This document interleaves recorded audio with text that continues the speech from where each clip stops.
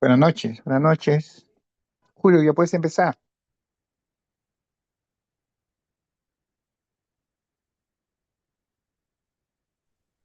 Hola, buenas noches. Hola. Buenas noches, doctor.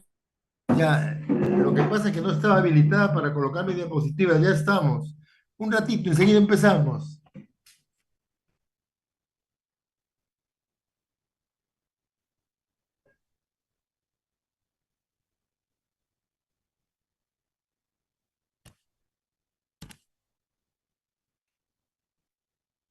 Hola chicos, ¿está pasando las diapositivas?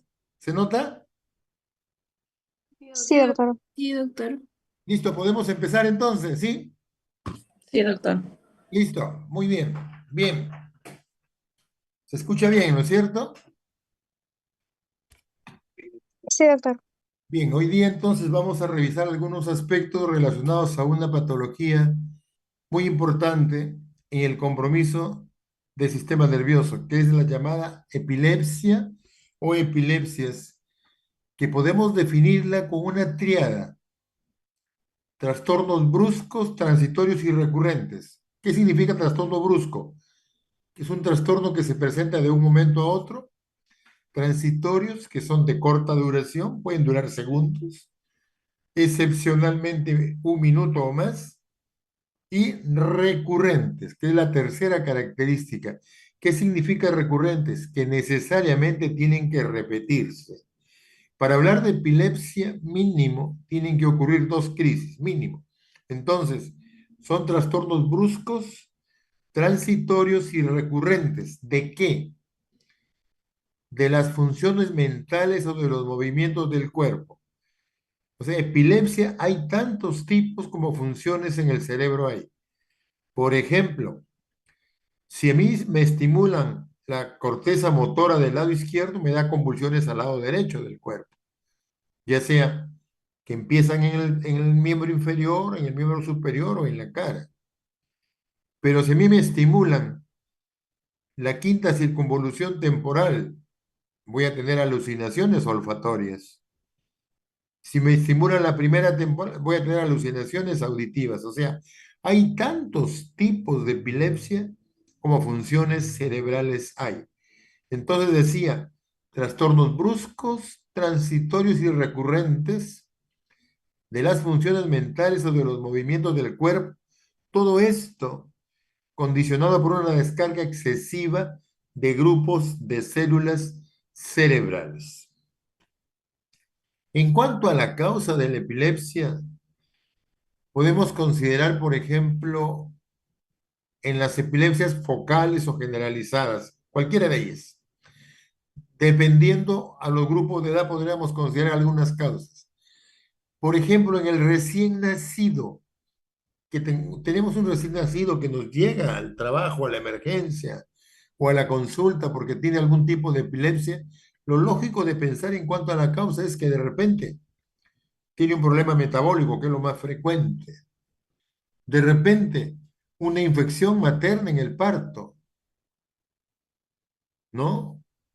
De repente un trastorno hidroelectrolítico, en fin. Entonces, en el recién nacido es lógico pensar en eso. En lactantes, chicos ya más grandecitos, la causa más importante es la anoxia o isquemia perinatal. Frecuentemente cuando el parto tiene problemas, cuando hay, esto ocurre con alguna, bueno, hoy no sé cómo ocurrirá, pero hace unos años era muy frecuente. La mamá estaba en trabajo de parto, en la emergencia, y se pasaba el tiempo, ella continuaba con el trabajo de parto, llega un momento que la madre ya se agota, ya casi ni puja con las contracciones que tiene y no pueden hacer esta criaturita por algún motivo. Nos olvidamos que estamos de guardia y esa paciente que debe ser sometida a una cesárea, porque es urgente, se nos pasa y nos damos cuenta de eso horas después o a la mañana siguiente. Eso es muchas veces causa de algún tipo de epilepsia en las mejores condiciones y en las peores, hasta de retardo mental severo. Entonces, esta anoxia o isquemia perinatal es una causa importante que antiguamente, cuando yo era interno, cuando era residente, era relativamente frecuente. Ahora no lo sé, porque ya no estoy en la noche en las guardias.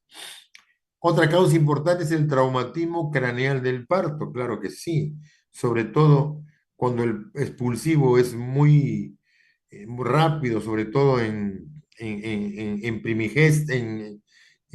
gestantes jóvenes, es frecuente esto. La otra cosa también los trastornos metabólicos y las infecciones. Una meningitis, una encefalitis es relativamente frecuente como causa de epilepsia en este grupo de edad. En niños ya chicos más grandecitos, el traumatismo craneal es importante, las infecciones.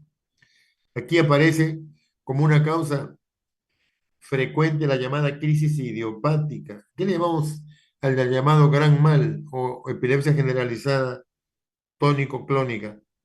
Que es un tipo de epilepsia que ya veremos en el transcurso de qué se trata.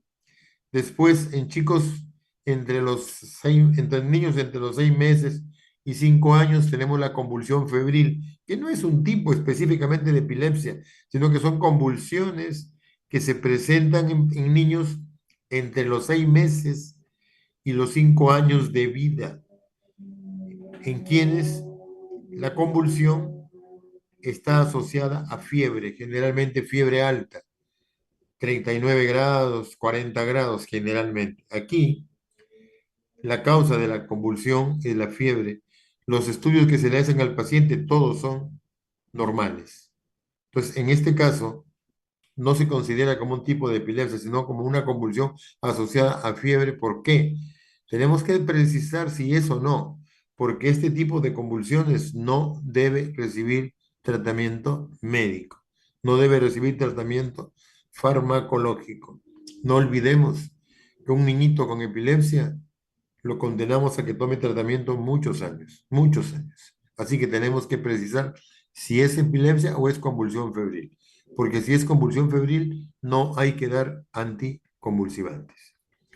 No olvidemos que los anticonvulsivantes son medicamentos que nos ayudan para el control de la epilepsia, pero tienen efectos secundarios y el uso de ellos es a largo plazo, ¿ya? Bien, en adolescentes y adultos jóvenes, los traumatismos craneales son importantes, las infecciones, y aquí las crisis idiopáticas tienen un rol muy importante y también el abuso de sustancias tóxicas. Por ejemplo, alcohol, cocaína. Se ha demostrado que la cocaína es causa de algún tipo de epilepsia, ya sea generalizada o tónico-clónica. Nosotros en el Hospital 2 de Mayo, el año 87, hicimos un trabajo sobre epilepsia y el uso de cocaína, donde yo fui el investigador, el subinvestigador de un trabajo dirigido por el profesor Raúl Gerí, que fue el investigador principal. Ese trabajo describió por primera vez en el mundo las epilepsias cocaínicas con ese nombre. Desgraciadamente, ese trabajo se publicó en la revista de neuropsiquiatría de acá de nosotros, acá del Perú, y no se publicó fuera. Por ese motivo pasó desapercibido. 2 años después, fue el año 89, 90, aparece por primera vez en el mundo en la revista Archives of Neurology, un trabajo publicado sobre la epilepsia y cocaína, que fue considerado ha sido considerado como el primer trabajo en el mundo, pero es que se publicó en una revista de ese tipo. Desgraciadamente, el trabajo que publicamos nosotros fue 2 años antes y se publicó en una revista que no tenía difusión mundial, no reunía las características de una revista como para que hubiese tenido importancia ese trabajo, que fue una pena, pero bueno, así es. Así que si ustedes tienen un trabajito que valga la pena y sobre todo algo original, publíquenlo, pero no lo publiquen en el Perú, publíquenlo afuera, porque en el Perú pasa desapercibido. Bien, entre 30 y 50 años los tumores cerebrales son importantes. Hay un proceso infeccioso que compromete estructuras cerebrales, que es la llamada neurocisticercosis, que también no es muy frecuente, pero es una causa importante. Y en mayores de 50 años, aquí sí, muy importante en cuanto a la frecuencia, es el desorden vascular cerebral, sobre todo la isquemia cerebral y la hemorragia cerebral en este grupo de personas, y los tumores cerebrales en menor proporción. Acá tenemos una diapositiva en el lado izquierdo, un pequeñito que está a punto de nacer. La madre completó el trabajo de parto y debe nacer. Y debe nacer este niño, este neonato, pero tiene doble circular de cordón al cuello, de manera que eso es como una liga, una soga que no va a permitir el descenso de la presentación, de manera que esta señora, ante esta situación, debió ser sometida a una cesárea.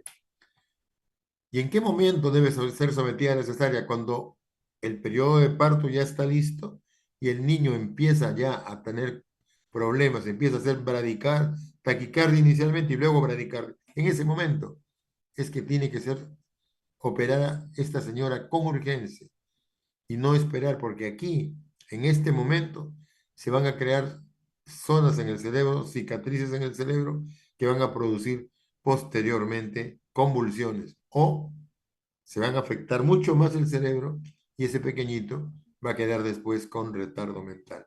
Así que cuando tengamos esta situación, por favor, prestémosle atención a la mamá y hagamos la cesárea cuanto antes. En la siguiente tenemos los traumatismos craneales, tremenda piedra que cae en el cráneo, rompe el cráneo y lesiona el cerebro. Crea lesiones isquémicas, perdón, hemorrágicas, contusión cerebral aquí. Esto más adelante va a producir algún tipo de epilepsia. O al otro lado, aquí está creciendo algo ahí, por ejemplo, un tumor que está creciendo en la meninge, un meningioma. Ese tumor que crece en la meninge, ese meningioma, es causa importante de convulsiones que se van a presentar en algún momento de la evolución.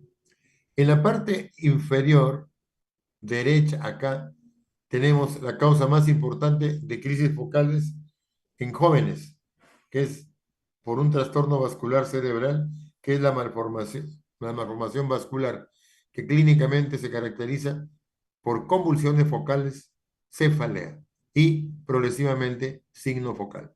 Hacemos un estudio de imagen y encontramos una malformación vascular arteriovenosa.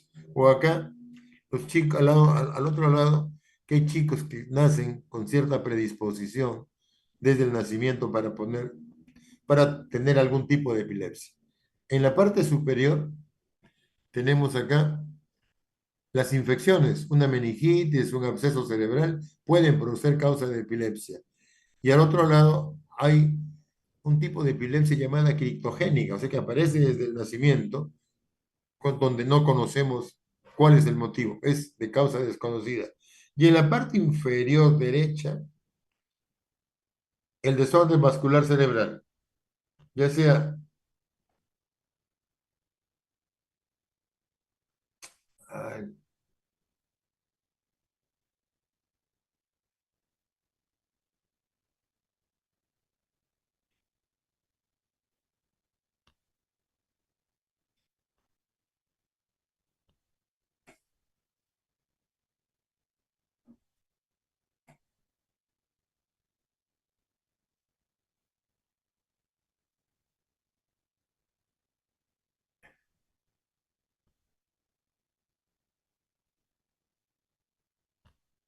les decía, en la parte inferior derecha, el desorden vascular cerebral. En el lado externo, la hemorragia cerebral y en el lado interno, el infarto. Esa es la causa de epilepsia más importante. Doctor, no se ve su pantalla, disculpe. ¿Se ve la pantalla ahora? ¿Se ve? No, no me parece que está compartiendo. Un ratito, un ratito, un ratito. Un ratito.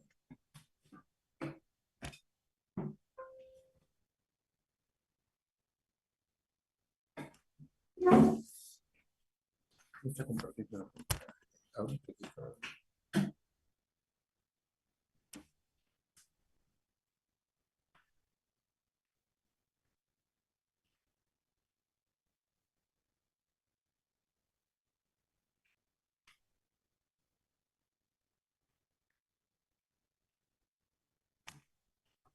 ¿Ahora se ve la pantalla? Sí, ¿Se ve? ahora sí, doctor. Sí, doctor, ahora se puede Sí, ver. doctor. Gracias. Seguimos entonces. Entonces, en la página siguiente, al lado izquierdo tenemos la causa más importante por compromiso congénito desde el nacimiento. Es la causa más importante que es un factor muy frecuente, el llamado gran mal, que está comprometiendo algunas estructuras del cromosoma, y esa es la característica de un grupo frecuente de pacientes donde no hay una causa definida y esto se presenta desde el nacimiento. Y en el lado derecho tenemos las intoxicaciones, el alcohol, cocaína, anfetaminas, sustancias insecticidas, en fin, muchas sustancias tóxicas que pueden favorecer o condicionar algún tipo de epilepsia. Muy bien, vamos a revisar alguna clasificación de las crisis epilépticas. Esta clasificación que están ustedes viendo es la clasificación internacional de las crisis epilépticas que cuando menos tiene 20 años ya. Hay una clasificación nueva que desgraciadamente para nosotros no es posible porque considera muchos factores fisiológicos que nosotros no tenemos, muchos factores de imágenes y de trastornos metabólicos que no tenemos nosotros. Así que esta clasificación que les estoy presentando se adecua muy bien para lo que tenemos nosotros en nuestro país. Tenemos como el número 1 las crisis generalizadas, son simétricas bilateralmente y sin comienzo focal. Y segundo, las crisis parciales. Acá hay comienzo focal. En las crisis generalizadas, ojo, son de mejor pronóstico. Y ahí no vamos a encontrar un foco. Mientras que en las siguientes, en las parciales, aquí siempre hay un foco, siempre hay una causa. Tenemos la obligación de precisar la causa, porque eso es lo que nos va a permitir el control adecuado de la crisis y del trastorno que tiene el paciente. Y con el número 3, algunos síndromes epilépticos especiales que pueden ser focales o pueden ser generalizados, que entrarían perfectamente tanto en el 1 como en el 2, sino que como son raros los hemos considerado como epilépticos especiales. Vamos, las generalizadas, hay muchas. Las tónicas, clónicas o tónico-clónicas, el llamado gran mal, hay una diapositiva sobre eso. Las ausencias típicas, el petit mal, hay una diapositiva sobre eso. Y las atípicas, también tenemos algo más adelante.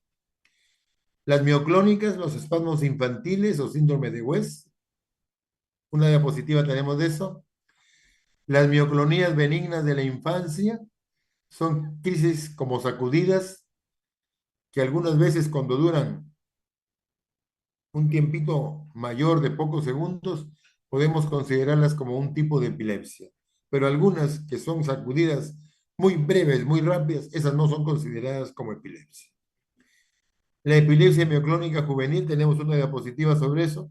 Y con la letra D, las llamadas crisis asinéticas o atónicas, que yo diría son de las más malas, porque cualquiera de las otras crisis te avisan un poquito cuando van a ocurrir, ya sea cuando son focales o generalizadas.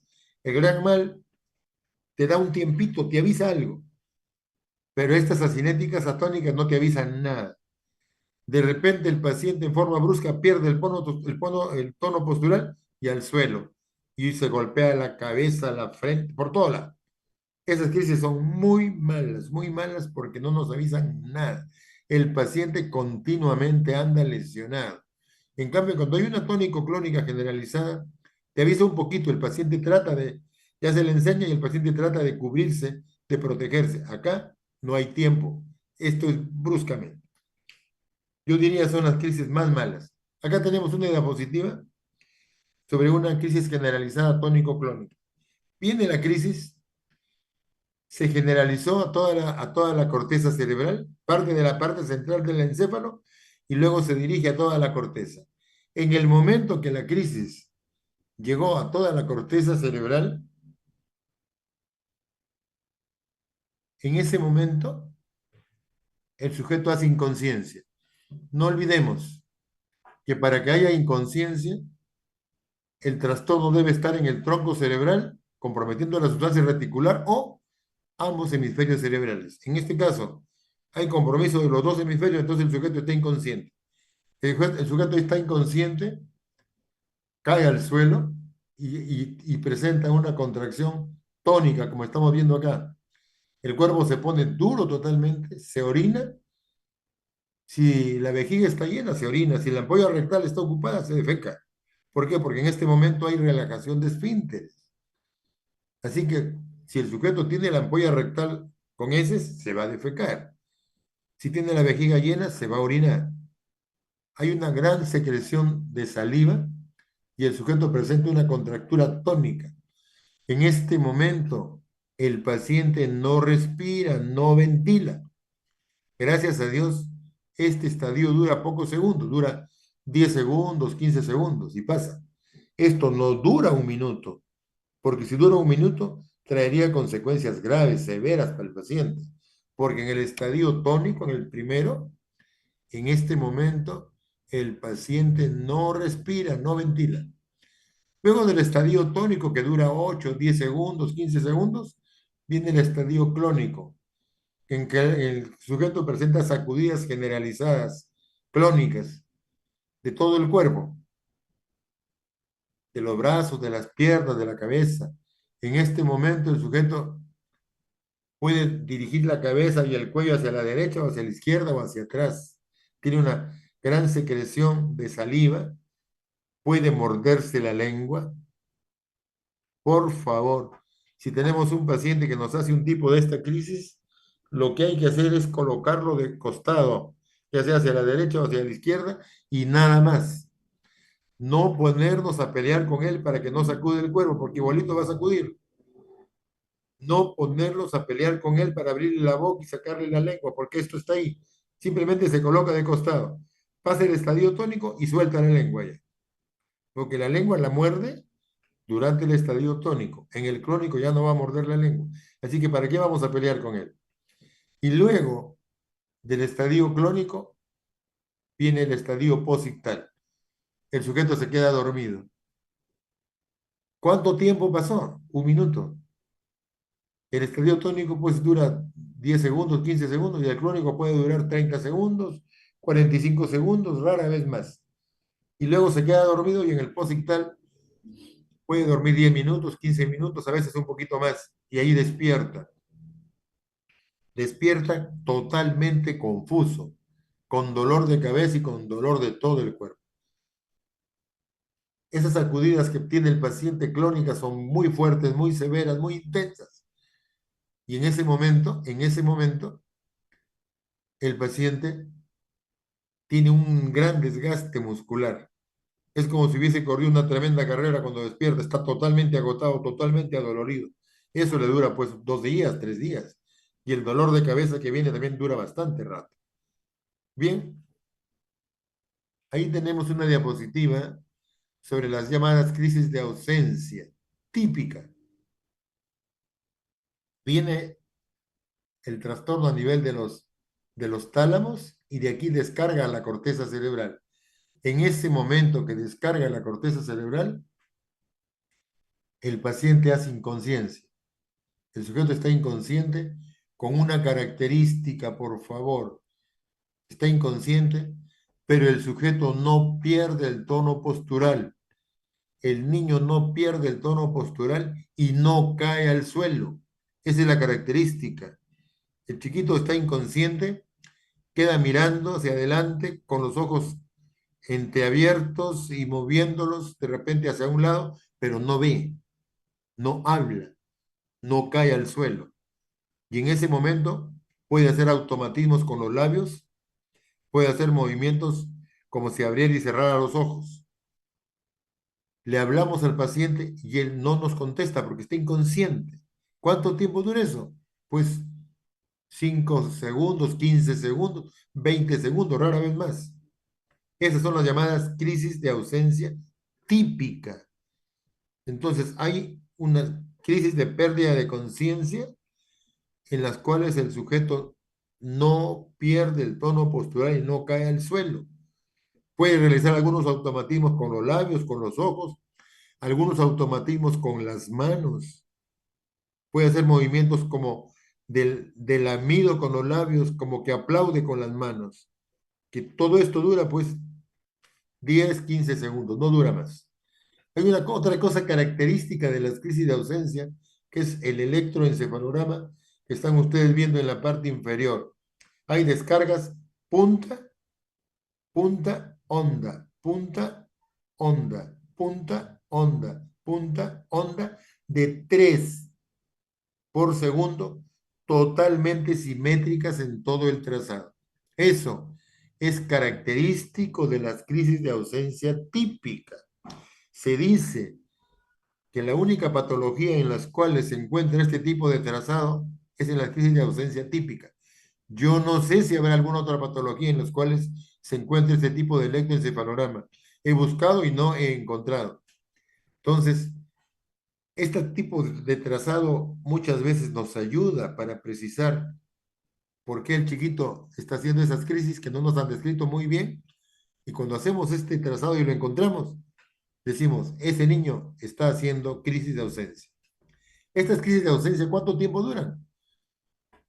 Segundos, 10, 15 segundos. ¿Se presenta cuántas veces al día? Pues pueden ser 10, 100, sí, hasta más en un día. ¿Y en qué momento se presentan? Cuando le hacemos al niño que tome aire, que hiperventile. Cuando le ponemos presión a un niñito en clase, nos queda mirando. Se le pone presión a un niñito que se le hace preguntas, se le puede hasta tratar un poquito mal. El niñito queda mirando al profesor y le hace movimientos de lamido con los labios. El profesor dice, ah, este muchacho es malcriado, porque encima no sabe, saca la lengua. No está sacando la lengua, está presentando una crisis de ausencia. En más de una oportunidad hemos tenido niños que los derivaron al psicólogo y luego los enviaron con nosotros porque son chicos malcriados que no aprenden, porque a cada rato se quedan mirando al profesor y le sacan la lengua. Esos niñitos tienen crisis de ausencia cuando los vemos. Encontramos ese trazado. Y esas crisis de ausencia se presentan pues 8 o 10 veces en una hora. Imposible que un niño con esas características pueda aprender, porque cada rato está inconsciente. Entonces, mucho cuidado con esos niñitos que nos mandan, que son malcriados y sacan la lengua. Son chicos que tienen algún tipo, este tipo de epilepsia, las crisis de ausencia típica. Hace un tiempo hacíamos unas campañas en unos colegios que quedaban cerca del hospital, porque de esos colegios nos mandaban chicos con mal comportamiento y que no era mal comportamiento, era en crisis de ausencia. Así que nos reuníamos con los profesores para explicarles de qué se trataba y que tuvieran más cuidado con esto. Bien, aquí tenemos las llamadas espasmos infantiles o el síndrome de West.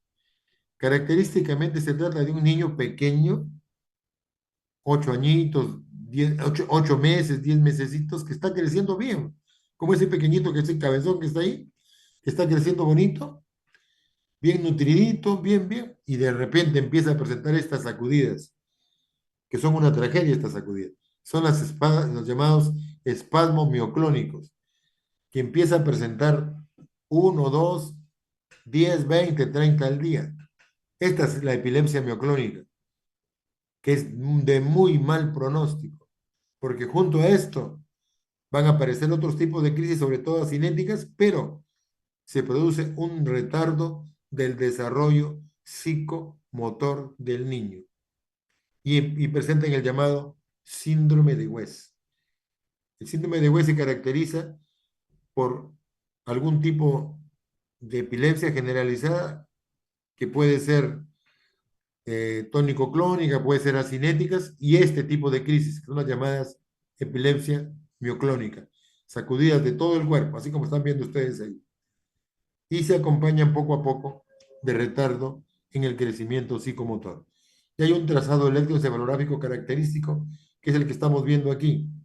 Un trazado totalmente desorganizado, total, que tiene focos de puntas, polipuntas, punta onda, o sea, tiene muchos hallazgos y totalmente desorganizado, totalmente irregular. Esto se conoce como ixarrimia.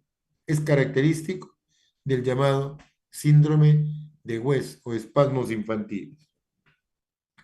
Acá tenemos una jovencita de que más o menos esto empieza entre los 16 años, 20 años, 22 años.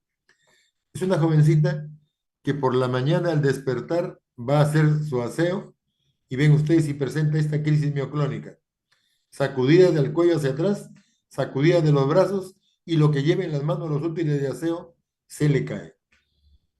Esta es una epilepsia mioclónica que felizmente no es de mal pronóstico, que es de buen pronóstico. Se presenta en jóvenes, sobre todo mujeres, alrededor de los 16, 20 años, en los cuales presentan mioclonías, así como ven ustedes ahí, generalmente por la mañana. Acá se ha encontrado que esto se transmite, es una epilepsia familiar generalmente que se transmite en el brazo corto del cromosoma 6. Estos tipos de crisis se controlan muy bien con valproato de sodio, con ácido valproico. Y la característica más importante es que no se acompañan de retardo mental como la gran mayoría de epilepsias mioclónicas. Y se recuperan, yo diría casi totalmente luego de pocos años, en que se le da tratamiento con valproato de sodio y luego las crisis desaparecen, más o menos después de algunos años de tratamiento. Bien, eso que hemos visto eran las crisis generalizadas, en las cuales no hay una causa definida, no hay un foco. Ahora tenemos las parciales. Aquí siempre hay un foco. O sea, estas tienen causa definida, que pueden ser simples, en las cuales no hay pérdida de conciencia, o pueden ser complejas, en las cuales hay trastorno de conciencia. Las crisis simples sin pérdida de conciencia pueden ser con síntomas motores, somatosensorial o sensorial especial, autonómicas o síntomas psíquicas. Ya veremos qué es eso. Y las complejas pueden ser automatismos o fenómenos psíquicos. A ver, acá tenemos una motora. Este caballero que tiene este cerebro acá está la región frontal, la región occipital, el lóbulo temporal. Acá, de rojo, tenemos la circunvolución frontal ascendente. Ahí está la corteza motora, la primera neurona. Y en este lado, en la corteza, está del lado derecho, en este caso, acá está la representación motora de la cara y del miembro superior. Por supuesto, del lado opuesto. Entonces, si se produce una descarga aquí en la circunvolución frontal ascendente, este caballero de acá hace una crisis focal motora en la cara y en el miembro superior izquierdo. ¿Por qué? Porque la vía motora que se compromete es el lado derecho. Entonces nos hace una crisis parcial motora que compromete la cara, la hemicara y el miembro superior del lado izquierdo. Esa es una crisis parcial motora. Ahora, voy a tener otro paciente acá. Caramba. Otro paciente acá. Este de aquí. Su cerebro, la región frontal aquí, occipital acá, lóbulo temporal. Mientras el anterior se comprometía aquí la vía motora, ahora se va a comprometer la vía sensitiva. La última neurona sensitiva. Entonces, y esta tiene que ver con la sensación del lado izquierdo de la cara y del miembro superior izquierdo. ¿Por qué? Porque está comprometiendo la vía motora la vía sensitiva, perdón, del lado derecho. Esta es la corteza sensitiva, es la circunvolución parietal ascendente. Entonces, si tengo una crisis aquí, ¿qué va a tener? El sujeto va a tener una crisis sensitiva al lado izquierdo y al miembro superior. ¿De acuerdo? Entonces, esta es la epilepsia focal. Aquí, ¿qué puede haber? Puede haber, pues, un foco que puede ser un absceso cerebral, puede haber un tumor cerebral, puede haber un cisticerco, no lo sé. Cualquier cosa puede haber. Entonces, aquí, obligado, tengo que buscar el foco. Entonces, de ese modo tenemos que ver la epilepsia, ¿de acuerdo? Acá tenemos otro muchacho, ese que está ahí, que tiene una crisis, es un chico joven, tiene 18, 20 años, y la crisis empieza con sensación de dolor abdominal, sudoración, una gran sudoración. Acá está la sudoración. Le vemos las pupilas están grandes, dilatadas, sin respuesta a la luz, y gran sudoración, dolor abdominal, náusea, puede haber vómito y sensación de defecar. El paciente va al baño a defecar y en ese momento se extiende la crisis y termina en una convulsión generalizada tónico-clónica. Son las llamadas crisis vegetativas. Aquí se compromete el circuito de Papez, toda esta zona que tiene que ver con el sistema vegetativo, el circuito mamilo limbo talámico, toda esta zona. Al producirse esto le da la midriasis bilateral, la sudoración, la sensación de vómito y el dolor abdominal. Entonces, este tipo de crisis son las llamadas crisis autonómicas o vegetativas, que es un tipo especial de epilepsia, que lo vemos de vez en cuando. Bien, acá tenemos otro tipo de crisis. Aquí se compromete fundamentalmente el lóbulo frontal y temporal. Acá tenemos, por ejemplo, se compromete la primera circunvolución temporal y el sujeto tiene la sensación de escuchar una música y nos describe, escucho un guayno con esta característica, escucho tal cosa y siempre con ese tipo de crisis. Entonces, ahí que se comprometió la primera circunvolución temporal. O tenemos este otro que compromete acá, el hipocampo, el uncus, compromete la quinta circunvolución temporal. Si compromete la quinta circunvolución temporal, el sujeto tiene alucinaciones olfatorias, generalmente malolientes, las llamadas crisis uncinadas.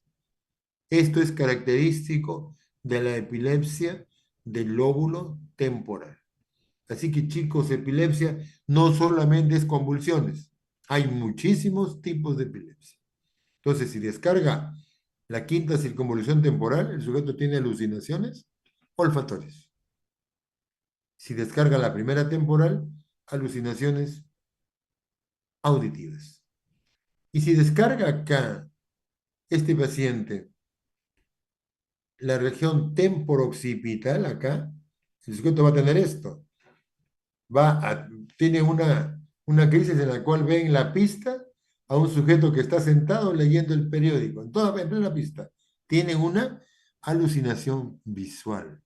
Alucinación visual, que son descargas temporooccipitales. O el otro, que es la región occipital y tiene este tipo de crisis, ilusiones, ve a un automóvil completamente deformado, ilusiones visuales. Entonces, todo ese tipo de crisis son crisis focales, temporales, temporooccipitales, frontales, parietales o vegetativas. Entonces, esa es la epilepsia focal. Allí hay un foco en ese sitio. Tengo la obligación de ubicar el foco porque de acuerdo a eso es como tengo que manejar al paciente. Ahí puede haber un foco que puede ser cualquier cosa. Puede ser una cicatriz al nacimiento, puede ser una cicatriz por un traumatismo, puede ser un absceso cerebral, puede ser un tumor, un meningioma, no lo sé. Eso debo averiguarlo. A diferencia de la generalizada, donde no necesariamente hay una causa de este tipo. Y luego tenemos las crisis francas del lóbulo temporal, en las cuales hay un compromiso mucho más marcado. Tenemos este paciente, esta jovencita primero, que tenemos acá. Esa joven tiene una crisis en la cual los ojos miran hacia arriba, están mirando hacia arriba, no mira nada. Coge el plato, lo seca y lo coloca en su sitio y no lo rompe. Está en una crisis parcial compleja y está haciendo automatismo psicomotor. Le hablamos a la paciente y no nos responde, está inconsciente. O el paciente que está acá, que se quita la camisa y se la vuelve a poner. Ese es un trastorno en el cual automáticamente produce o realiza estas actividades el paciente. El paciente está inconsciente, le hablamos, él no responde, pero él se quita y se pone la camisa de ese modo. O estos movimientos característicos de compromiso del lóbulo temporal, o el de acá, que ese comportamiento que tiene de que se tira al suelo, que hace, en fin, ahí el sujeto está inconsciente y hace una serie de mecanismos en los cuales él no se da cuenta. En fin, toda esta serie de comportamientos son característicos de la epilepsia del lóbulo temporal.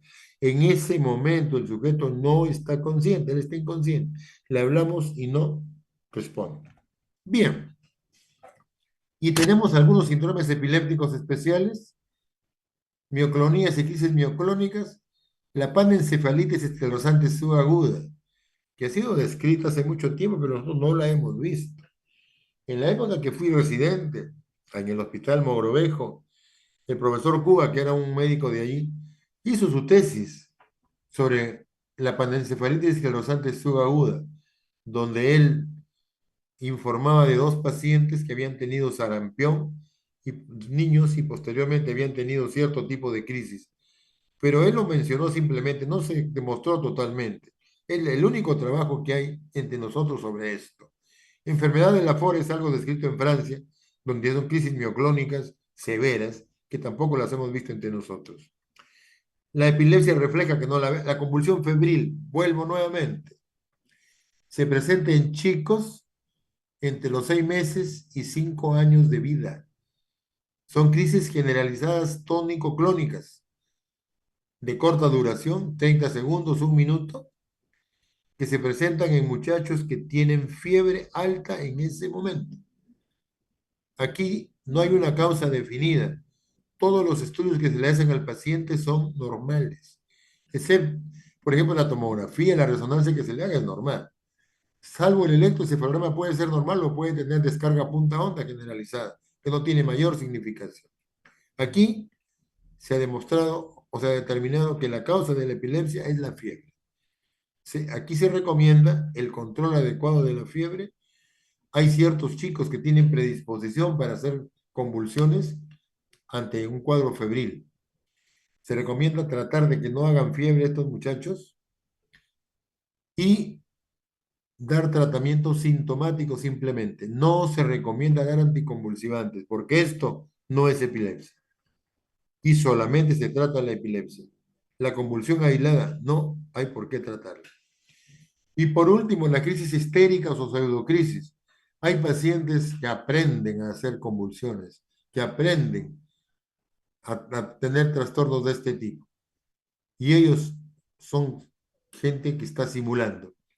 Esto se conoce como pseudocrisis. Bien, algo sobre la fisiopatología. En las crisis parciales hay excitabilidad patológica de un grupo localizado de células de la corteza.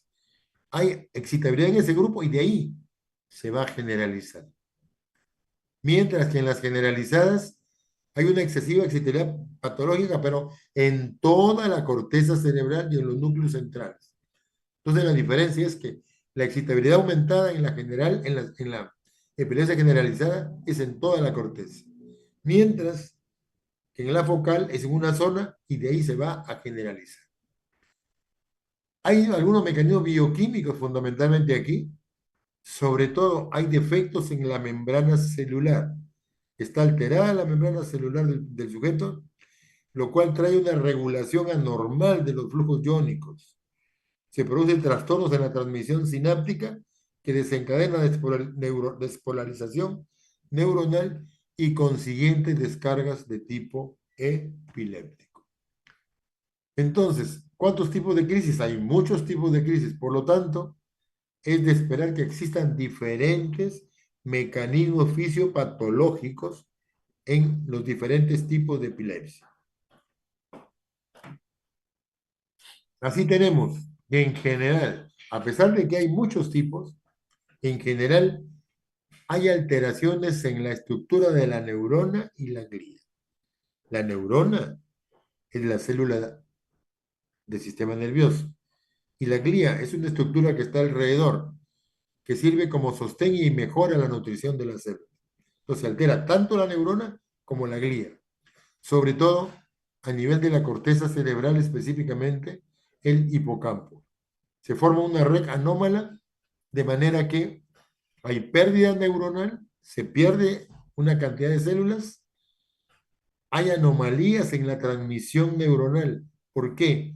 Hay trastornos en las dendritas, hay reorganización que modifica la conectividad neuronal, la adecuada conectividad celular que se hace entre el cuerpo de la neurona, sus prolongaciones, y las dendritas está alterada. Además, se altera la glía, produciendo gliosis, digamos, se bloquea la transmisión neuronal. Entonces, toda esta serie de mecanismos están implicados en la fisiopatología de la epilepsia. Al haber esas alteraciones de la función neuronal y la glía, se produce un aumento de la excitabilidad en las células. Como consecuencia, se producen cambios en la permeabilidad de los iones por cambios en su distribución o función de las células, de los iones sobre todo. Hay aumento de conexiones excitadoras. Por ejemplo, hay aumento de conexiones de acetilcolina, de glutamato y o disminución de las conexiones inhibidoras. Por ejemplo, disminución de las conexiones de sustancias que hacen que disminuya el flujo sanguíneo. Perdón, la transmisión del impulso nervioso. Por ejemplo, disminuye las conexiones de GABA. Aumenta el glutamato, aumenta acetilcolina, disminuye GABA. De manera que eso favorece la transmisión del impulso nervioso. Ante el aumento de la transmisión excitadora o disminución de la neurotransmisión inhibidora, esto se produce por alteraciones de la síntesis, metabolismo o recaptura de neurotransmisores. Entonces, en todo esto está implicado algunos iones, pero sobre todo neurotransmisores. Disminuye GABA, repito, aumenta acetilcolina, aumenta glutamato. Eso produce una gran facilidad para la producción de la epilepsia. Como consecuencia de todo esto, se produce un aumento de la excitabilidad neuronal focal o generalizada en forma crónica. Se producen descargas epilépticas espontáneas, súbitas y recurrentes, favorecidas por condiciones externas. Por ejemplo, privación de sueño. No olvidemos, paciente con epilepsia tiene que dormir bien. Mínimo 7 horas, mejor 8. Y si puede haber un poquito más, no hay problema. Paciente con epilepsia que duerme poco tiene mal control de sus crisis. En el sueño se producen sustancias que son importantes para el control de la epilepsia. Nosotros en el Hospital 2 de Mayo hemos tenido residentes, algunos son asistentes, con algún tipo de epilepsia, que desgraciadamente tenían que hacer guardia en la noche. Y el que hace guardia en la noche duerme muy poco, a veces no duerme nada. Esos muchachos generalmente al día siguiente tenían algún tipo de epilepsia. Nos costó, tuvimos que pelear con la gente que dirigía la residencia en el hospital hasta que aceptaron que no hagan guardia de noche, que solamente hagan guardia de día, porque ellos tenían que dormir en la noche. Otras condiciones que favorecen la epilepsia, ya antiguamente se decía que el estrés y esas cosas no intervenían. Sí, ha demostrado que hay cierta importancia en el mecanismo de producción de la epilepsia. El alcohol, por supuesto, otro tipo de drogas, sobre todo cocaína. La cocaína francamente favorece la epilepsia. fármacos proconvulsivantes, el ciclo menstrual también.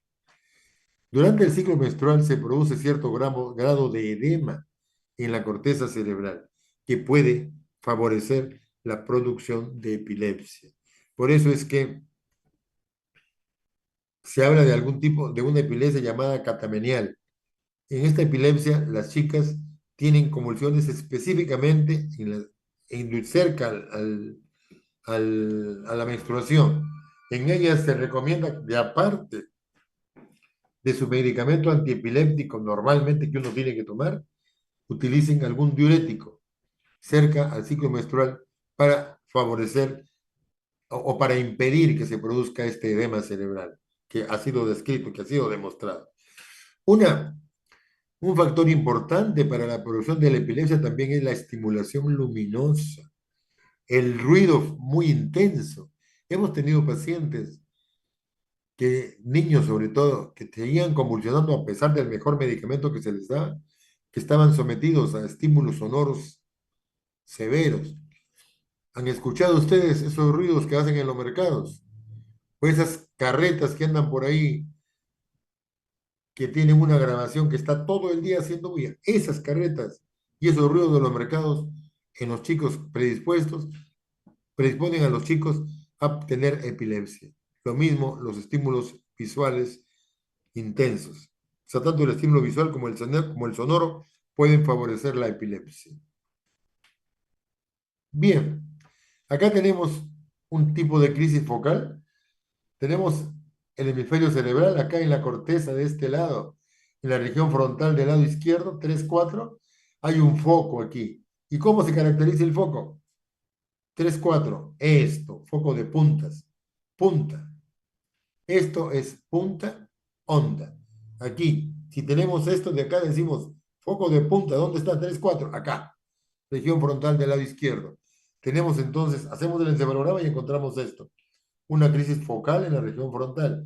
Y luego sigue el trazado y está en todo. Focal secundariamente generalizada. Característico de la marcha jacksoniana. Te afecta la epilepsia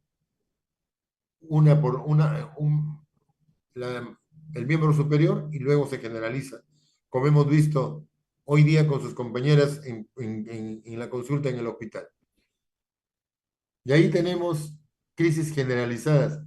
¿Dónde está el foco? Acá no hay ningún foco. Acá todo está en toda la corteza. Miren, 1, 2, 3, 4. 1, 2, 3, 4. Punta onda. Punta onda. La punta onda es característica de la epilepsia generalizada tónico-clónica que está en toda la corteza. Mientras que el foco está en un determinado zona 3-4 frontal y se generaliza.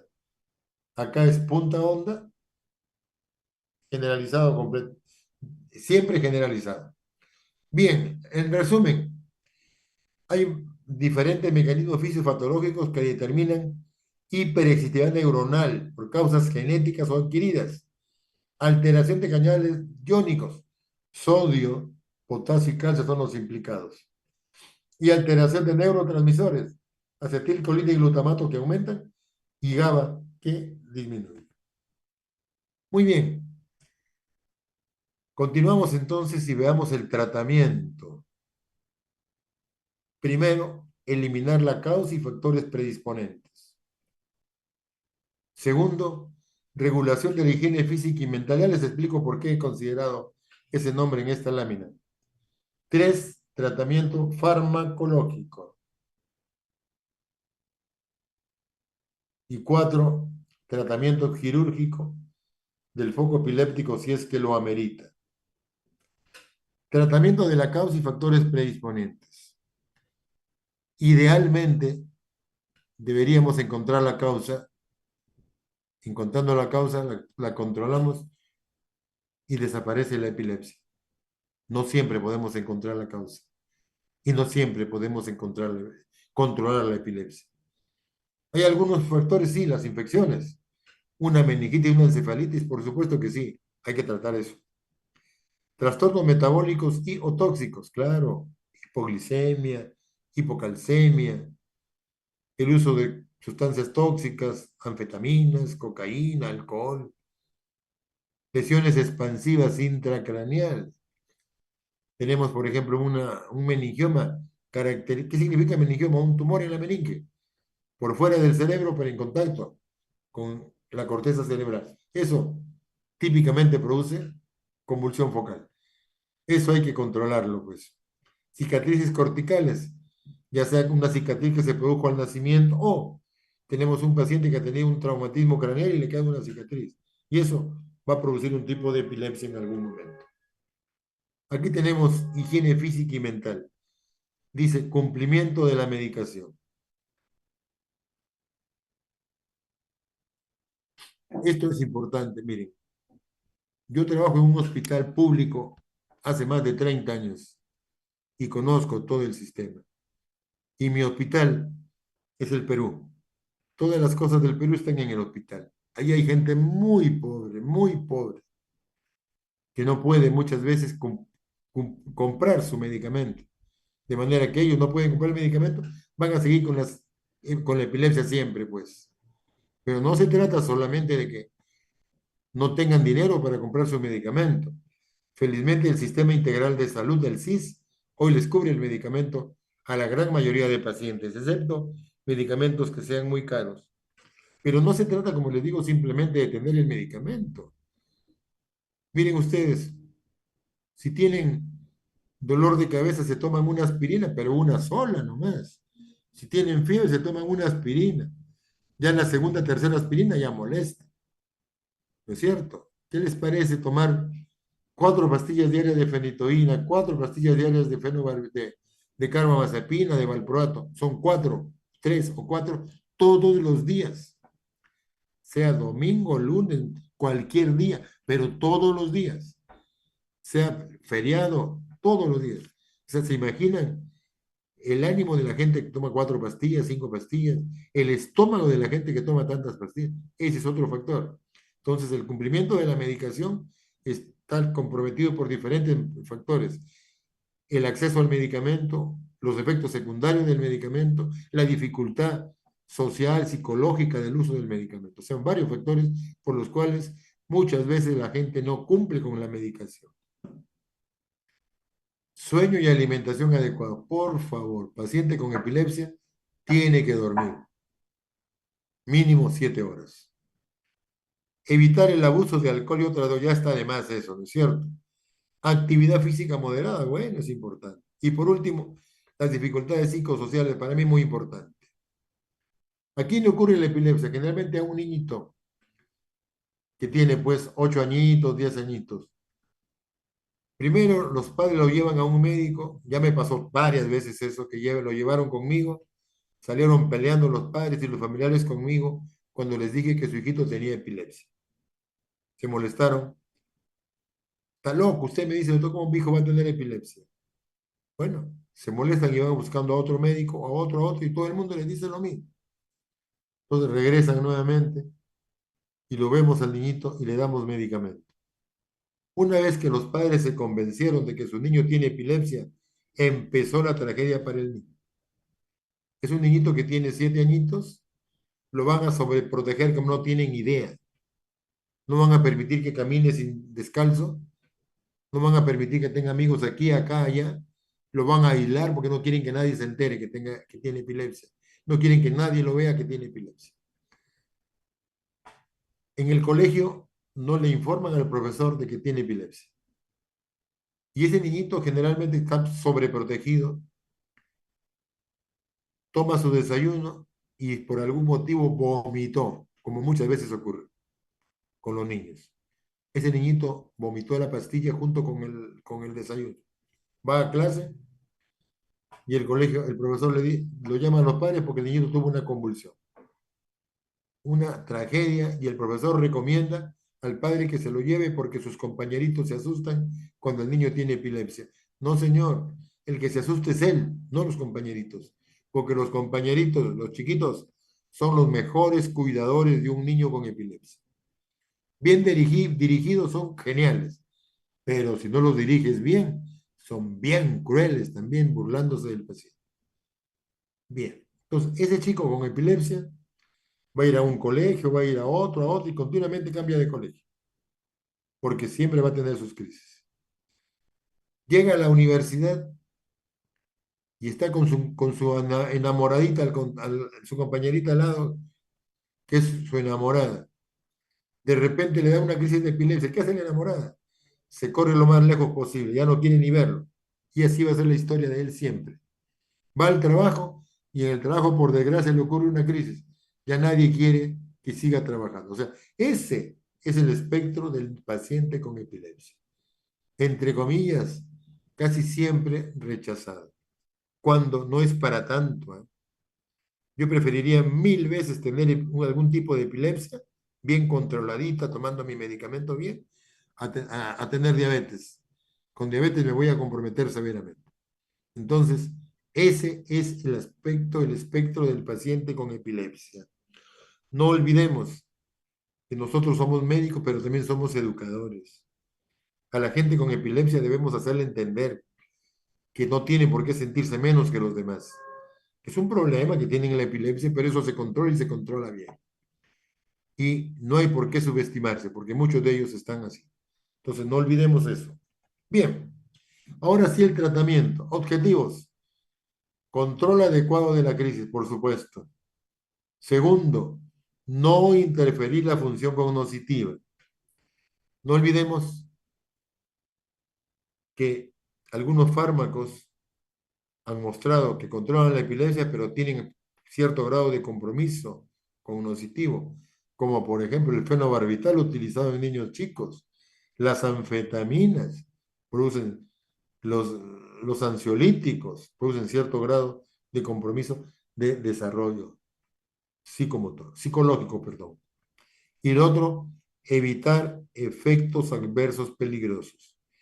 Algunos fármacos, quizá la mayoría, tienen su dosis terapéutica casi en el límite de la toxicidad. Por eso que tenemos que tener mucho cuidado con la dosis que le damos a los pacientes. Tratamiento. Cuando hay crisis única, eso no es epilepsia, entonces no dar tratamiento. ¿De acuerdo? Esa es la norma. ¿Excepciones? Sí, claro. Por ejemplo, una lesión orgánica cerebral. Tengo un paciente que tiene una sola crisis y le hago un encefalograma y bien patológico, o le hago una tomografía, una resonancia y encuentro un foco. Ese paciente hay que darle tratamiento, porque con toda seguridad, si no le doy, se va a repetir. Entonces, cuando hay alguna lesión orgánica cerebral, un síndrome epiléptico definido, tengo un paciente con una sola crisis, pero son 6 hermanos, de los cuales 4 tienen epilepsia. Él sería el quinto. ¿Le da tratamiento? Sí, yo le doy, porque probablemente es un problema familiar y este chico nuevamente va a volver a convulsionar. Y por último, criterio en contra del paciente. Es un paciente que tiene una sola crisis, una sola. Pero él quiere que le demos tratamiento, a pesar de que él sabe que no hay que dar tratamiento. Ya me pasó, 2 veces me ha pasado. Hace unos años, ustedes creo que ni nacían todavía. Gisela Valcárcel tenía un programa en la televisión y tenía mucho rating, que era lo que le gustaba a la gente, ¿no? Y tenía unas jovencitas, unos jóvenes que eran sus animadores, modelos, no sé cómo sea. Uno de esos muchachos hizo una crisis de epilepsia y como era familiar de un estudiante en ese momento que estábamos haciendo clase, el chico me conocía del estudiante, entonces lo recomendó y él fue a verme a mí. Para ver, y este chico cuando ha ido estaba preparado, había leído cosas. Yo le dije, mira, tienes una sola crisis y eso no es epilepsia. Epilepsia son 2 crisis como mínimo. Me dijo, sí lo sé, doctor, me dice, pero si a mí se me repite una crisis, la Magali, la urraca, me va a destrozar, doctor. Por favor, deme tratamiento. Bueno, te voy a dar tratamiento con una condición, que me firmes un documento donde tú me estás pidiendo darte tratamiento. No hay problema. ¿Por qué le hice firmar un papel? Porque si él hacía algún problema tóxico, el responsable era yo. Porque la norma era no dar tratamiento ante una crisis. Entonces, ese muchacho lo tomó el medicamento como 15 años, hasta que después lo convencí que ya no lo tome y ya no lo toma. Y luego también tuve un congresista en la época de Fujimori, Ustedes no sé si habían nacido todavía, pero era un señor muy inteligente, un chinito, que me acuerdo, era la época de Fujimori todavía, no había salido a la luz muchas cosas de Montesinos, cuando me dijo, él me dijo, doctor, me dijo, hay un plan siniestro en el país que está comandado por el compañero Fujimori y con otras personas, dentro de ellas un tipo Montesinos, me dijo. Así que antes que pase más cosas, yo me estoy yendo del país. Y él se fue a vivir a Estados Unidos. Era un abogado muy competente que tuvo una crisis también, una convulsión focal. Y él fue a verme a la consulta que tenía privada en esa época para que le diera tratamiento, no para que lo evaluara, para que le diera tratamiento, pero él quería que un médico se lo regulara. Entonces, la misma historia que el muchacho le expliqué que no, entonces él me dijo, doctor, no hay problema, yo le firmo el papel, pero deme tratamiento. Me acuerdo que le di el proato, ya pasaron como 20 años y este señor lo sigue usando, porque él se fue a Estados Unidos y trabaja como profesor en la escuela de Derecho de Harvard. Y hasta ahora lo sigue utilizando el medicamento y cada vez que viene me visita. Una vez al año, cada 2 veces al año que viene me visita para saludarnos y me dice, hablamos de todo menos de sus convulsiones. Me dice, ya no tengo más convulsiones, así que doctor, vengo a verlo, pero quiero que me haga una receta nuevamente. Así que yo le digo, pero ¿para qué viene? Doctor, no se moleste, me dice, pero yo le pago su consulta, así que déjeme saludar. Nos hemos hecho muy amigos con el chinito. Él, por ejemplo, toma tratamiento sin necesitarlo, pero porque él firmó un documento. Bien, ante las crisis repetidas, en norma general, dar tratamiento, por supuesto. Eso es epilepsia. Hay excepciones, sí. Factores desencadenantes bien identificados y evitables. Por ejemplo,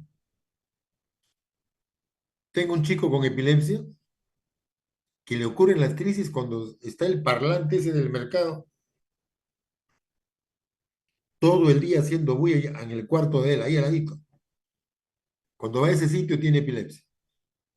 Ya hemos tenido casos así. Entonces, le prohíbo que esté en ese sitio, que esté en un sitio donde no haya ruido y le quito el tratamiento antiepiléptico. Porque igualito va sin crisis, porque igual con tratamiento, cuando está con el parlante va a tener convulsiones. O sea, le quito el tratamiento y lo retiro del factor desencadenante de la epilepsia. Y otro es intervalo entre crisis muy largo. Hay pacientes que tienen una convulsión, una sola, cada 5 años, cada 6 años. Le damos tratamiento. Yo particularmente, si yo fuera esa persona, yo no voy a recibir tratamiento, 3 pastillas diarias para una crisis cada 5 años. No, no, no. Entonces ahí yo le explico al paciente y él va a decidir si toma tratamiento o no toma tratamiento. Bien, ahí tenemos un esquema del tratamiento con monoterapia, control satisfactorio de las crisis 70%, control insatisfactorio 30%. Este buen control es con un solo fármaco generalmente. El control insatisfactorio necesita politerapia, 2 o 3 fármacos, más o menos 15%, casi 20%, buen control. 10-15% no se controla. Hagamos lo que hagamos con los fármacos que tenemos actualmente. De este grupo, la mitad va a cirugía de la epilepsia y la otra mitad totalmente refractarias y no se les puede dar cirugía de la epilepsia. Más o menos ese es el espectro. Fármacos antiepilépticos, hay poca diferencia en la eficacia. Se recomienda utilizar dosis pequeñas y progresivamente aumentarlas. Se recomienda incrementar la dosis hasta conseguir el efecto deseado. Si el paciente nos hace efectos secundarios, se recomienda disminuir la dosis o cambiar el fármaco.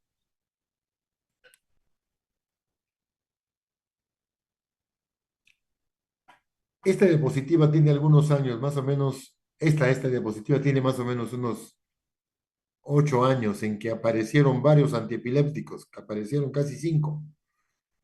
Apareció, bueno, la motrigina, topiramida, levetiracetam, varios. Que los usamos poquito, no teníamos mucha experiencia con ellos. Ahora ya tenemos experiencia, ya pasaron casi 10 años de ellos. Entonces ya tenemos experiencia. Pero en ese momento, cuando estaba esta diapositiva, decía ahí, por razones éticas y logísticas. Éticas porque no los conocemos y logística por dinero. Los nuevos fármacos antiepilépticos deben ser usados en adultos con crisis parciales intratables. Lo que pasa es que cuando aparecieron estos fármacos eran excesivamente caros y no los podíamos usar libremente y tampoco no era recomendable porque no los conocíamos bien. Entonces, teníamos fármacos que los conocíamos y que eran mucho más económicos. Por supuesto, esos eran los que debíamos usar. ¿Se debería dosar séricamente los fármacos antiepilépticos? Sí, sería recomendable, pero no es una guía para el uso del fármaco. Mejor guía es la clínica. De acuerdo a cómo responde es que utilizamos la dosis de los medicamentos. Y luego tenemos una clasificación, que es una clasificación arbitraria que hemos hecho, grupo uno, grupo 2 y grupo 3. Grupo uno son fármacos de espectro intermedio, como si fueran antibióticos, efectivos con crisis parciales, incluyen las simples y complejas y las secundariamente generalizadas, son de espectro intermedio. Grupo 2, fármacos efectivos para crisis parciales y generalizadas de amplio espectro. Y grupo 3, de espectro muy reducido. De espectro intermedio tenemos carbamazepina, fenitoína, fenobarbital, primidona, gabapentina, oscarbazepina, tiagabin. Carbamazepina tenemos una diapositiva, fenitoína y fenobarbital, bien. Primidona, en su metabolismo se convierte en fenobarbital. Gabapentina, cuando apareció, se tocaron tantas campanas, se aplaudió tanto que lo presentaron como el antiepiléptico ideal, hace como 25 años de eso, 30 años, ideal. Empezamos a usar y nos dimos cuenta que no servía para la epilepsia, pero sí servía para el dolor neuropático.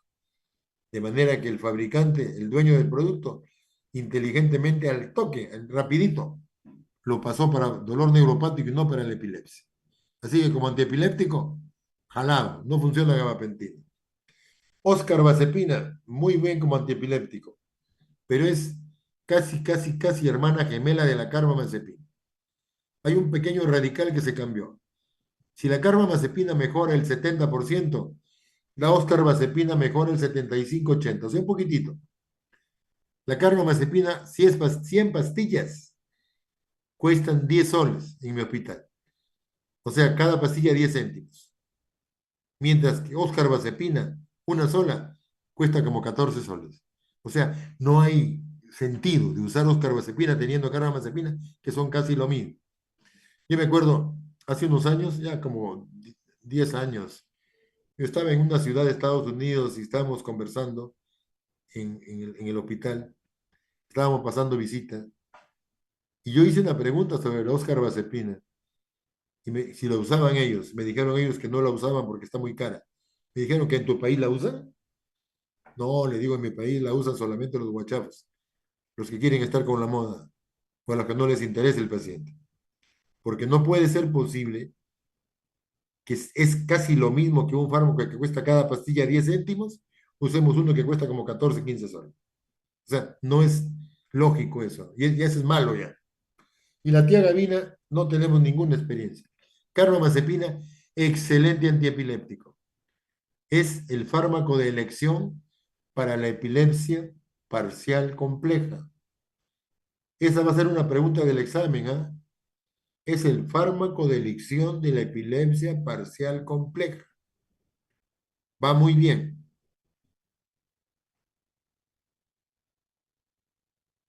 Es el fármaco, felizmente, el fármaco de elección para la mujer gestante es la lamotrigina. Cuando vino era muy caro, felizmente ya no cuesta mucho, pero de todas maneras sigue costando mucho más que la carbamazepina, que es el más económico. Si nosotros al paciente que usamos, a la mujer gestante, le damos carbamazepina con suplemento de ácido fólico, podemos usarle a la mujer gestante en que disminuye considerablemente el efecto teratogénico. El efecto teratogénico es de 0,5 a 1%. Si utilizamos ácido fólico en la mujer, prácticamente quitamos el efecto teratogénico. Por eso es que en nuestra gente que no tiene nada de dinero, utilizamos carbamazepina más ácido fólico en la mujer gestante. ¿Listo? Oscar Mazepina, ya rajé de él, ¿no? Que yo particularmente no lo recomiendo, porque es casi lo mismo que la carbamazepina. Fenitoína, excelente antiepiléptico. Quizás sea el más conocido, el que tiene más tiempo. Y la otra cosa importante de la fenitoína que tenemos parenteral, tenemos para el uso del estatus epiléptico. Pero tiene un pecado la fenitoína, por lo cual ha dejado de usarse. Antiguamente se utilizaba mucho, ahora no tanto. El pecado de la fenitoína es el efecto crónico. Cuando con el uso crónico produce hiperplasia gingival, hirsutismo, osteopenia. Las chicas aparece barba, tienen que afeitarse. Y los dientes se ponen, la encilla se pone muy fea. Entonces, para jóvenes como ustedes, ya sea varones o mujeres, no se recomienda. Para viejitos como yo podría ser, pero para jóvenes no. Así que ya tenemos otras opciones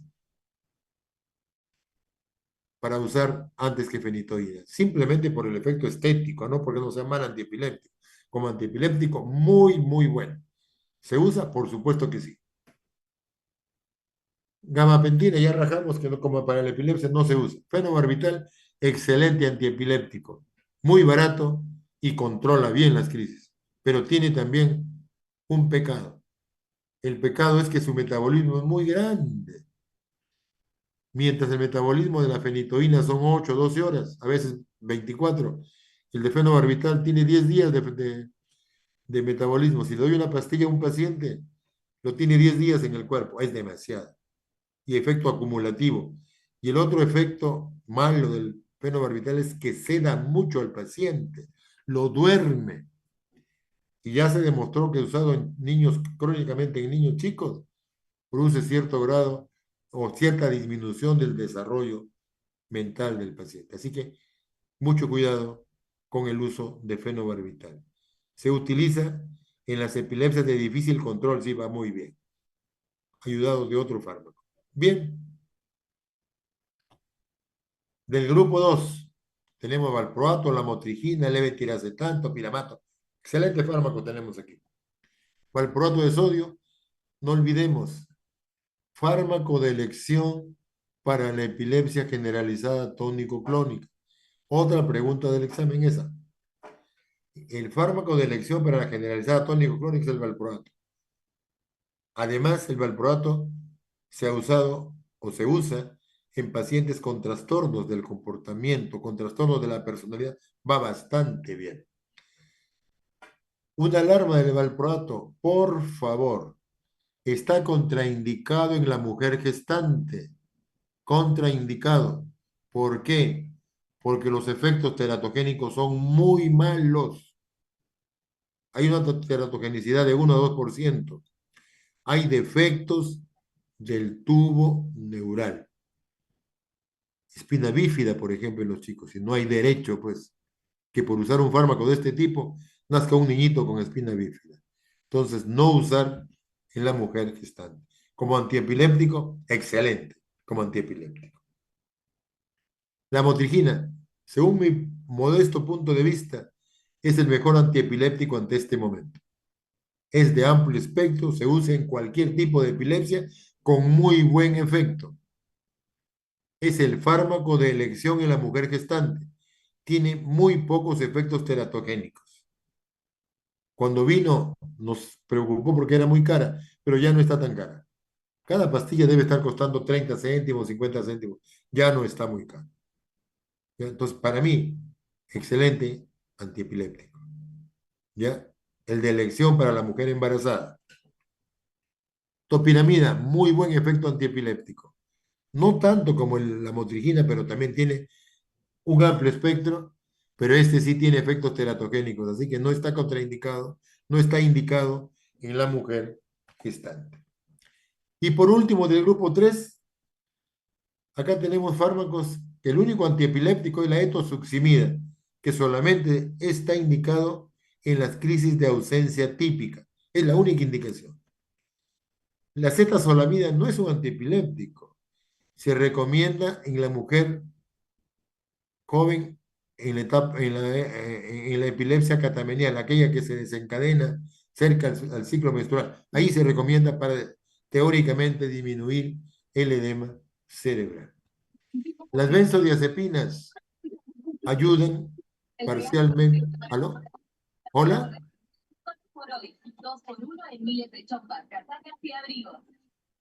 ¿Hola? ¿Algún problema? ¿Continúo? Sí, doctor. Listo, listo. Entonces decía, las benzodiazepinas generalmente tienen efecto ansiolítico. Algunas de ellas pueden ayudar para el control de la epilepsia. Mucho cuidado con las benzodiazepinas, porque cada vez hay que aumentar la dosis de los fármacos para que hagan efecto. Y lógicamente tienen efecto aditivo, efecto de acostumbramiento. Y las otras anestésicos, hormona adenocorticotrópica, se utiliza para el tratamiento del estatus epiléptico, que le daremos una miradita al final. Etosuximida ya decíamos que es el fármaco de elección para la crisis de ausencia típica. Esta va a ser otra pregunta del examen también, chicos. Acetazolamida ya la vimos.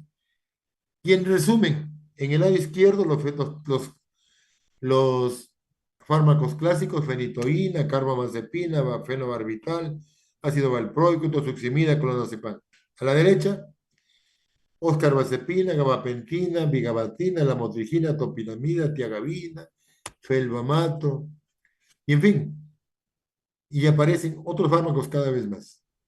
Entonces, en resumen, con los clásicos funciona muy bien, pero no basta. Tengo que ayudarme de los nuevos, sí.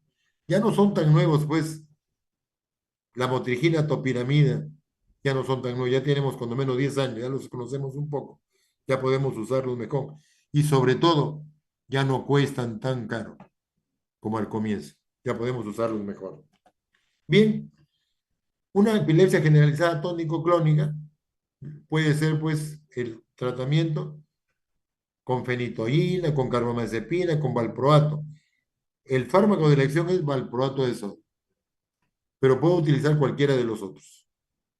Depende de la disponibilidad que tengamos. Si es una crisis que aparece de vez en cuando, una por mes, bien, valproato. Si tiene, pues, 5 crisis diarias y se controlan con valproato, perfecto. Pero si no se controlan con valproato, le doy otro medicamento más. Por ejemplo, una buena asociación, valproato, carbamazepina. Si se controlan bien, perfecto. Pero tengo otro paciente que tiene 20 crisis diarias y ya no se controlan con valproato más carbamazepina. A ese medicamento paciente le agrego la motrigina, por ejemplo, o le agrego topiramida. Entonces voy haciendo asociaciones. Otra buena asociación es un paciente con una crisis de vez en cuando, fenitoína, bien. Si tiene varias, le agrego fenobarbital. Entonces, fenitoína, fenobarbital es una muy buena asociación. Parciales simples, todos los anteriores funcionan, la motrigina funciona muy bien, y parciales complejas, el fármaco de elección es carbamazepina. Entonces, de acuerdo al fármaco que sea más útil, lo uso y voy asociando fármacos poco a poco y conforme voy controlando las crisis, lo dejo ahí o voy cambiando de fármacos, ¿ya? Es la forma como debo utilizar la medicación. Y por último, el tratamiento quirúrgico. Requisito, convulsiones intratables. ¿Qué significa convulsiones intratables? Convulsiones que no se controlan con ninguno de los fármacos que tenemos actualmente. En ese caso, se recomienda el tratamiento quirúrgico. Y segundo requisito, que haya solo un foco epiléptico, que no hayan varios. Y si hay dos o tres, que uno de ellos sea el más importante. Ahí sí. Cuando se compromete el lóbulo temporal, el porcentaje de éxito es bueno. 60-90% de éxito. Qué bien. Tenemos algún tipo de epilepsia generalizada intratable. Generalmente la epilepsia intratable es la focal, que se generaliza. Pero tenemos alguna generalidad intratable que es rarísima. Ahí se recomienda la sección del cuerpo calloso, de manera que no pueda pasar la crisis de un lado al otro. Y de ese modo se localizan en un solo lado. Y la que es más frecuente, la focal incontrolable. ¿Qué se recomienda? Miren lo que se recomienda: hemisferectomía total o funcional. O sea, le quitas un hemisferio. Es catastrófico, pero ¿qué hacemos? La madre no soporta que su hijo tenga 50, 100 convulsiones en el día. 50, 100. Entonces, en ese caso se recomienda la hemisferectomía y de ese modo se produce un control considerable de las crisis. Muy bien. Seguimos, chicos, porque en 10 minutos y terminamos, ¿eh? ¿Alguna pregunta? ¿Hay preguntas?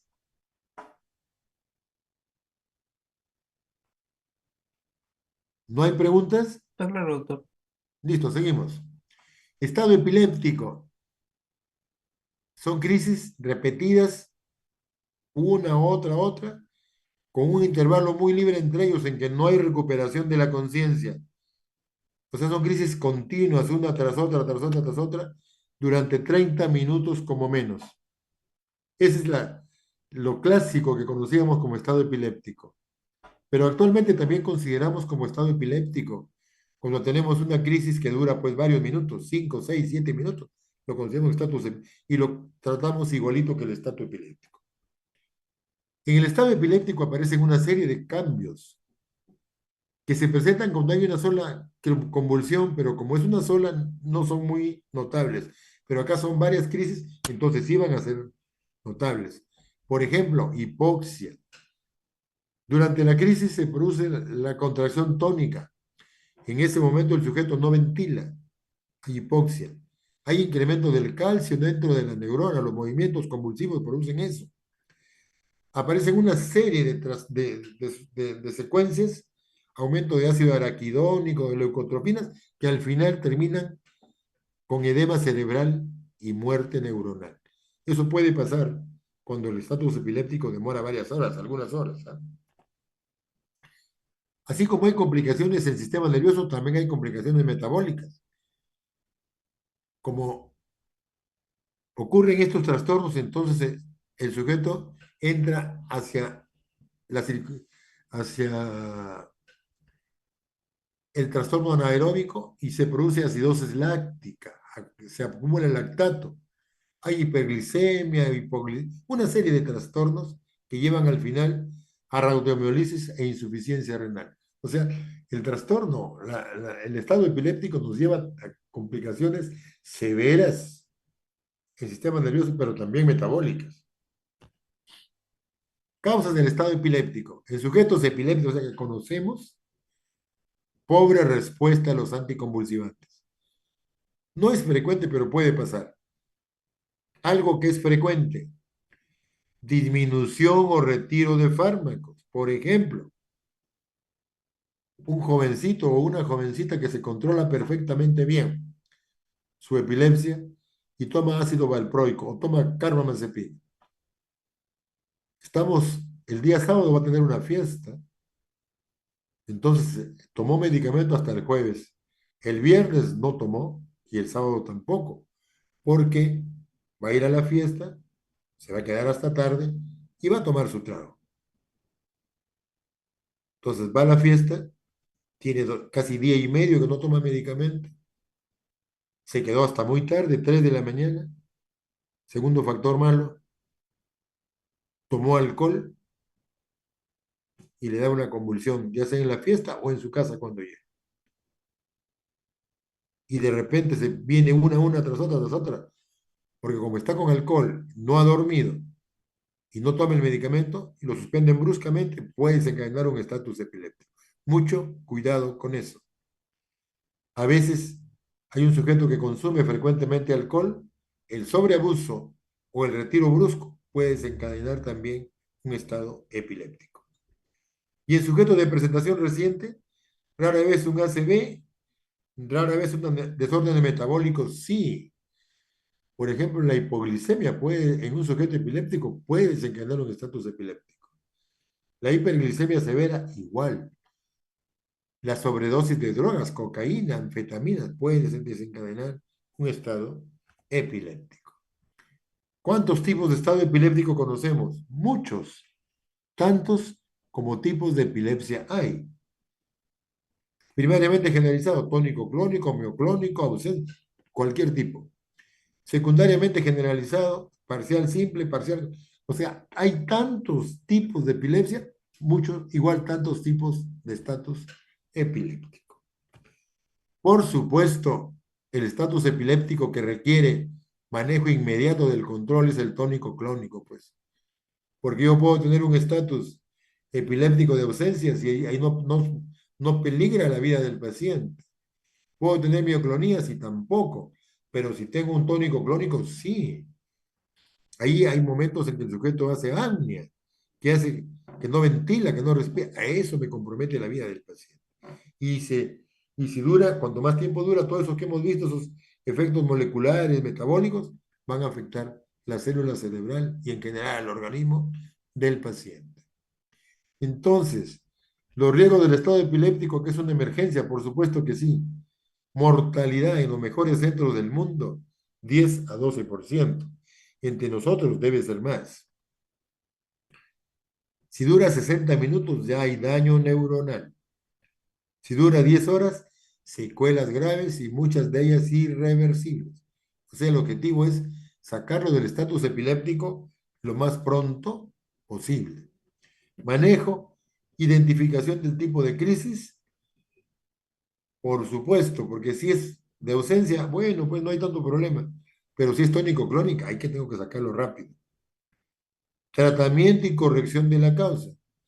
Si es hipoglicemia, pues trato la hipoglicemia. Si es hipercalcemia, trato la hipercalcemia. Y el objetivo es detener las convulsiones lo más pronto posible. Minuto cero, dice ahí, asegurar funciones vitales, una vía intravenosa de gran calibre, una enfermera que sepa colocar agujas, grande, una muestra de sangre para todas las cosas iniciales, ¿no? Sobre todo gases, hemograma, dosaje de antiepilépticos. El sujeto de repente es epiléptico, no sabemos. Toma medicamento, no lo toma. Gases arteriales y monitorear el EKG, si se puede monitorear estas cosas, lo cual es muy difícil. Minuto 2, miren, infusión de suero fisiológico y tiamina. Tiamina 100 miligramos intravenoso, eso es fundamental. Muchas veces damos el tratamiento y no le damos tiamina. Cuando despierta, lo hemos complicado al paciente y ha hecho un síndrome de Wernicke-Korsakoff. Hay que darle tiamina de todas maneras antes. Y se recomienda un bolo de glucosa al 50% de 50 centímetros. Muchas veces no tenemos al 33, hay que darle 100 centímetros cúbicos. En el minuto 5, diazepam intravenoso, que probablemente no le haga ningún efecto, que se puede repetir pocos minutos después. Si tenemos lorazepam intravenoso o clorazepam intravenoso, se recomienda, que muchas veces entre nosotros no tenemos. Si no funcionó esto hasta este momento, estas cosas como generalmente no funcionan, se recomienda la epaminización del paciente, fenitoinización intravenosa, 18 a 25 miligramos por kilo, más o menos 1 gramo. Y recomendamos, chicos, 50 miligramos por minuto. El gramo se coloca en 20 minutos. No lo apliquemos más rápido porque podemos desencadenarle al paciente un paro cardiorrespiratorio. Esta va a ser otra pregunta del examen. Entonces, fenitoína intravenosa, 1 gramo, dada 50 miligramos por minuto. Probablemente un porcentaje de pacientes salen en este momento, pero hay un porcentaje no muy bajo que no van a salir en este momento. Luego de eso, ya pasaron como 30 minutos, 40 minutos, se recomienda fenobarbital intravenoso. Yo le tengo mucho tiempo. Fenobarbital intravenoso puede desencadenar paro cardiorrespiratorio.